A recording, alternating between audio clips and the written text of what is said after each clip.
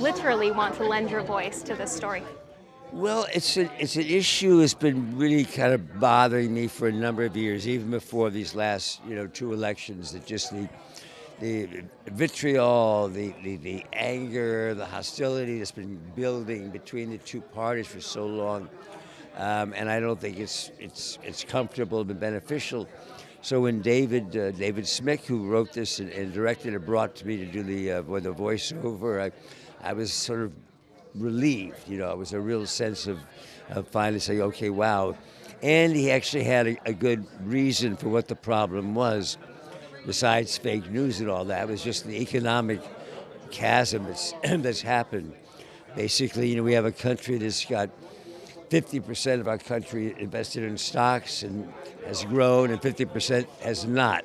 So it makes it a very difficult time. Yeah, it's a pretty heavy subject. How did Catherine and family, help you, support you through this? Well, she's not an American, so that was one that she kind of take a back seat to. But mind you, which is one of the other issues, is you see how fast the English get elections done, changing elections like in 3 weeks, even in France too.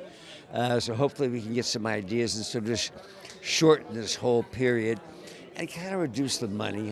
Just take the money out of elections. It's getting kind of crazy. This documentary talks about saving our democracy. Earlier today on The View, you talked about potential concerns over Biden's. Earlier today on The View, you talked about potential concerns over Biden's re-election here. What were the concerns? What are my concerns? The same concerns everybody else has. I mean, you have to realize and look back. It's been over a year, more than a year. It was before the last election that David Axelrod and James Carville, two major Democratic pundits, who expressed some concern. So age has been an issue for the president for a long time, and as a result of the debate, it's really spun up at this time. And I love the guy. I've been just a supporter of him for a long time. We just recently had a fundraiser at our house too, and so it's a deep concern.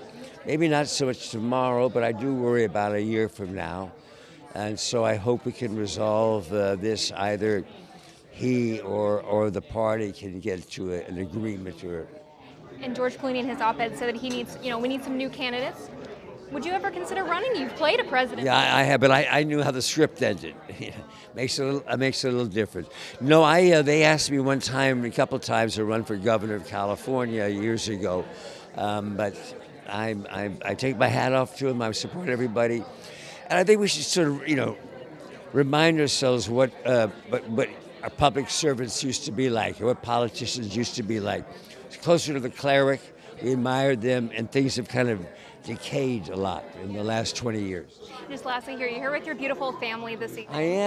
I am. Unfortunately, Catherine's in Ireland right now. She's doing the second season of Wednesday, but I have my son and my daughter with me. You said the cutest story, the best story this year was that sometimes you get mistaken as their grandfather. Right. How do you have the grace to correct them? I don't. I just say I'm the youngest grandfather you ever saw. I am the grandfather. I got 2 kids, but they're a lot different.